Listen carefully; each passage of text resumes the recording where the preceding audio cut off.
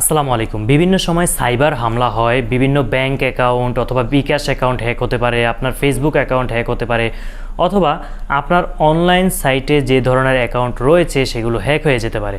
এই ধরনের সাইবার হামলা থেকে বা হ্যাকারদের হাত থেকে আপনি যদি মুক্তি পেতে চান, প্রাথমিকভাবে আপনার যে বিষয়গুলো লক্ষ্য রেখে চললে আপনি নিরাপদ থাকবেন, আপনার বিকাশ অ্যাকাউন্ট নিরাপদ থাকবে, আপনার নগদ অ্যাকাউন্ট নিরাপদ থাকবে, অথবা আপনার অন্যান্য যে ব্যাংকিং সাইট রয়েছে অনলাইনে সেগুলো নিরাপদ থাকবে, এই বিষয়ে সংক্ষিপ্ত কিছু আলোচনা করব। পুরো ভিডিওতে আপনাদের সাথে রয়েছে আমি নাজিম পাটোয়ারি।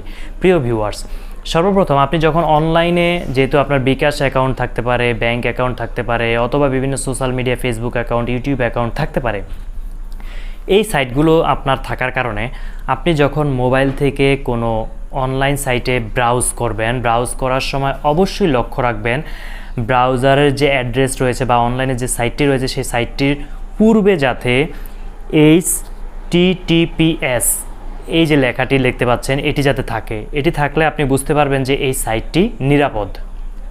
2 নম্বরে, আপনি যখন কোনো ওয়েবসাইট ভিজিট করবেন, যেহেতু আপনার মোবাইলে বিকাশ অ্যাপস রয়েছে, বিকাশ অথবা মোবাইল ব্যাংকিং অ্যাপস রয়েছে, অথবা আপনার বিভিন্ন সোশ্যাল মিডিয়া অ্যাপস রয়েছে, কোনো ফিশিং সাইটে যদি আপনি ভিজিট করে ফেলেন বা ফেক সাইটে যদি ভিজিট করে ফেলেন, তারা কিন্তু আপনার এগুলোর সব অ্যাক্সেস নিয়ে যাবে।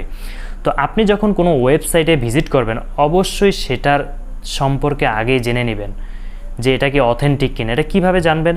সাধারণত যে পরিচিত প্রতিষ্ঠানগুলো রয়েছে বা সাইটগুলো রয়েছে এগুলোর অ্যাড্রেস দেখলে আপনি বুঝতে পারবেন যে এটা অমুক প্রতিষ্ঠানের বা অমুক সাইটের। 3 নম্বরে, যখন অনলাইনে কেনাকাটা করবেন, কেনাকাটার পর আপনি বিকাশ অ্যাকাউন্টের মাধ্যমে হোক, ব্যাংক অ্যাকাউন্টের মাধ্যমে হোক, অথবা আপনার অন্যান্য ফাইন্যান্সিয়াল অ্যাকাউন্টের মাধ্যমে হোক, আপনি যখন পেমেন্ট করবেন, পেমেন্ট করার সময় অবশ্যই জেনে নেবেন যে সাইটটিতে পেমেন্ট করছেন এটি নিরাপদ কিনা। এটি আপনি নিরাপদ কিনা সেটা আপনি দেখলেই বুঝতে পারবেন।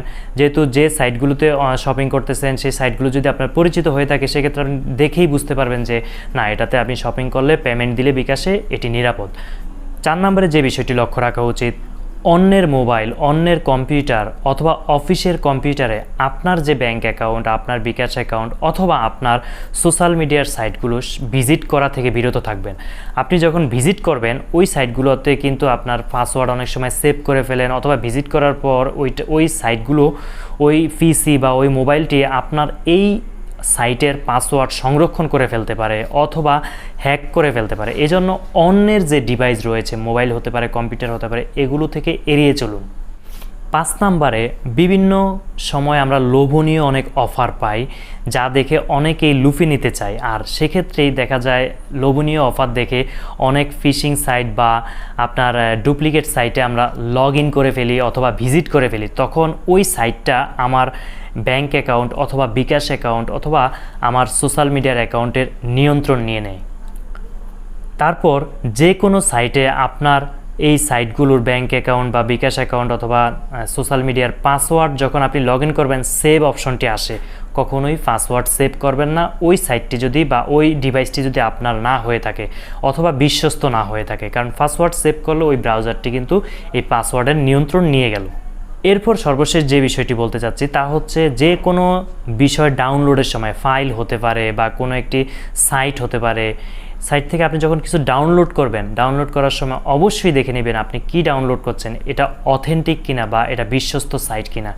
আপনি যে কোনো সাইট থেকে যে কোনো কিছু না জেনে ডাউনলোড করে ফেললে তখনই কিন্তু আপনার ব্যাংক অ্যাকাউন্ট অথবা বিকাশ অ্যাকাউন্ট অথবা আপনার সোশ্যাল মিডিয়ার অ্যাকাউন্টগুলো হ্যাক হতে পারে। যেহেতু বর্তমান সময়ে অনলাইনে আমরা সবাই বেশি আর কম ব্যবহার করি অনলাইন সাইট, এমনকি ইন ফিউচার আপনার ব্যাংক অ্যাকাউন্ট থেকে সব কিছু কিন্তু অনলাইন হয়ে যাবে। অনেকে বলেন যে এটি আমি এড়িয়ে চলবো, আপনি চাইলেও পারবেন না। যখন সারা বিশ্ব একদিকে চলে যাবে তখন আপনি আলাদা থাকার কোনো ওয়ে নেই। বিকাশ অ্যাকাউন্টে এখন নগদ, বিকাশ এই অ্যাকাউন্টগুলো অ্যাভেলেবেল। অনেকেই ভাবতে পারেন আমার বিকাশ অ্যাকাউন্ট কীভাবে নিয়ন্ত্রণ নেবে। মোবাইলে অ্যাপস রয়েছে, অথবা আপনার মোবাইলের নিয়ন্ত্রণ নিলেই মোবাইলে থাকা সব কিছুর নিয়ন্ত্রণ নিয়ে নেওয়া যায়।